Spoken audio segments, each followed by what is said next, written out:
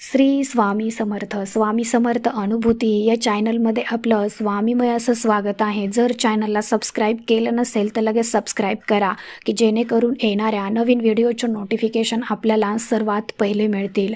आणि जर नवीन स्वामी सेवेकरी असतील, स्वामी भक्त असतील तर त्यांनी आपल्या चॅनलला सबस्क्राईब करायला विसरू नका. जर तुमचेही असेच काही स्वामी अनुभव असतील तर मी दिलेल्या नंबरवर तुम्ही मला व्हॉट्सअप करू शकता. आजचा हा अनुभव म्हणजे जेव्हा स्वामी सेवेत आपण नसतो त्याच्याही अगोदर आपल्याला अनुभव येतात. तसाच ह्या ताईंना अनुभव आलेला आहे जेव्हा त्या स्वामी सेवेत नव्हत्या. तर त्यामुळे हा अनुभव तुम्ही शेवटपर्यंत ऐका. तर त्या ताई म्हणतात, मी जालन्यावरून बोलते, माझं नाव मीरा. तर त्या ताई म्हणतात की मी जेव्हा स्वामी सेवेत नव्हते तरीही मला अनुभव आलेले आहेत. तर आमच्या गावातल्या जालन्याच्याच ताई होत्या. त्या ताई दर सोमवारी आमच्या इथे यायच्या आणि मला स्वामी सेवेबद्दल माहिती सांगायच्या. तर मी ताईंना असंच एक दिवस म्हटलं की ताई, मला अक्कलकोटला जाण्याची माझी खूप इच्छा आहे, पण ते काही जाणं होत नाही आहे, काय करावं? तर ताई म्हटल्या, तुम्ही गुरुचरित्र पारायण करा. तर गुरुचरित्र पारायण करा आणि स्वामी इच्छा तुमची जी काही इच्छा आहे अक्कलकोटला जाण्याची ती नक्की पूर्ण करतील. तर ताई म्हटल्या, गुरुचरित्र पारायण कसं करायचं, काय नियम आहेत, कधी वाचायचं, मला काहीही माहीत नाही आहे, कारण मी कधी स्वामींची सेवाच केलेली नाही, त्यामुळे मला काहीच माहिती नाही. ताई म्हटल्या की तुम्ही सेवा तर करून बघा. आपल्या इथे स्वामींचं केंद्र आहे, त्या केंद्रातून तुम्ही ग्रंथ आणा, त्याच्यानंतर तुम्ही वाचायला सुरुवात करा.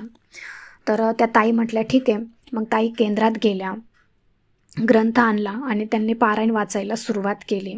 चमत्कार असा झाला की मैत्रिणीच्या वडिलांनी नवीन गाडी घेतलेली होती आणि तिने मला विचारलं की तुला अक्कलकोटला जाण्याची इच्छा आहे ना, मग आम्ही चाललो आहे तर तू येतेस का? तर मला त्या दिवशी माझ्या पारायणाचा 3रा दिवस होता. गुरुचरित्र पारायणाचा माझा 3रा दिवस होता आणि त्याच दिवशी माझ्या मैत्रिणीने मला असं विचारलं की तुझी खूप दिवसापासून इच्छा होती अक्कलकोटला जाण्याची, तर मग तू येतेस का? तर मला मनात खूप आनंद झाला आणि मी हसले, मनातली मनात हसले आणि खूप आनंद झाला. तर मी तिला म्हटलं, हो चालेल, येते मी. तर मग मी गेले त्यांच्यासोबत आणि गाणगापूर, अक्कलकोट खूप छान असं दर्शन झालं. आणि त्या दिवशी नेमकं आपल्या स्वामींचा वार गुरुवार होता आणि गाणगापूर आरतीच्या वेळेतच आम्ही पोहोचलो होतो. गाणगापूरलाही आम्ही आरतीच्या वेळेच्या टायमातच पोहोचलो होतो. आम्हाला आरतीही मिळाली. मला खूप आनंद झाला. पण घरी माझ्या मुलाने गुरुचरित्र पोथीजवळ दिवा लावला होता.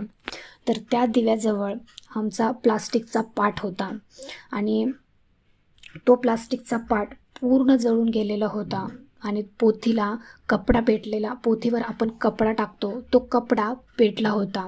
पण त्या पाट आणि कपडा पूर्ण जळाला. पण त्या पाटावर जी गुरुचरित्र ग्रंथाची पोथी होती त्या ग्रंथाचं ठिणगीसुद्धा उडाली नाही किंवा ग्रंथाच्या पानालासुद्धा काहीच झालं नाही. गुरुचरित्र ग्रंथाची पोथी जशी होती तशीच राहिली, सदा चटकासुद्धा बसला नाही. जशी पोथी आपण मांडतो अगदी तशीच होती. म्हणजे बघा, ह्या ताई म्हणतात की माझा हा सर्वात मोठा अनुभव आहे.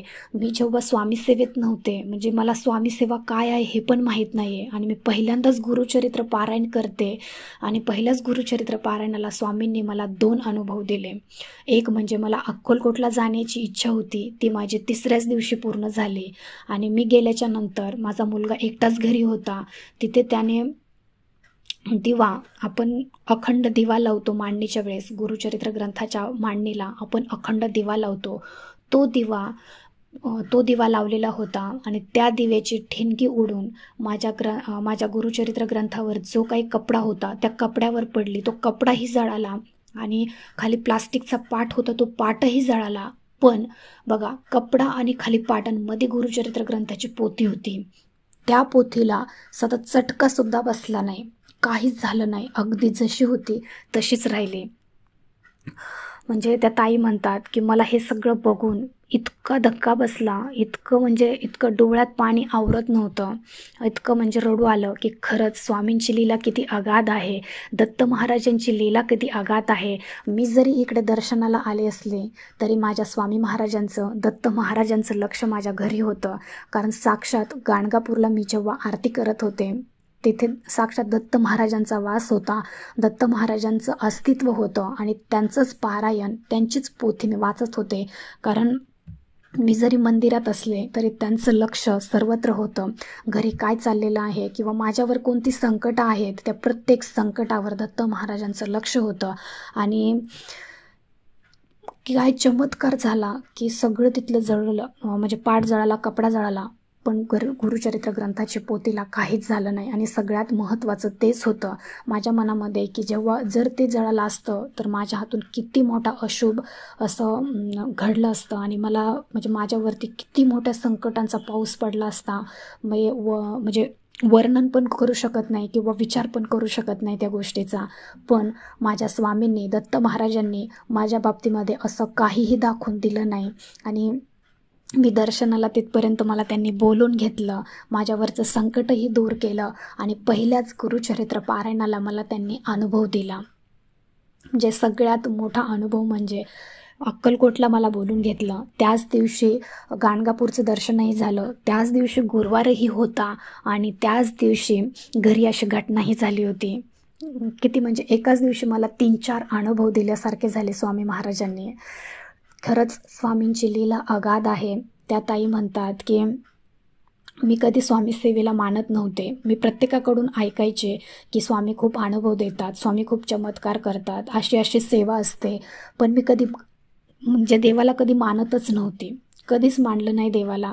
पण जेव्हा मी स्वतः हे पारायण केलं, स्वतः हे अनुभव घेतले, तेव्हा मी खरंच मनापासून सगळ्या स्वामी भक्तांना सांगेल की स्वामी आहेत आणि तुम्ही स्वामींचं अस्तित्व कधी नाकारू नका.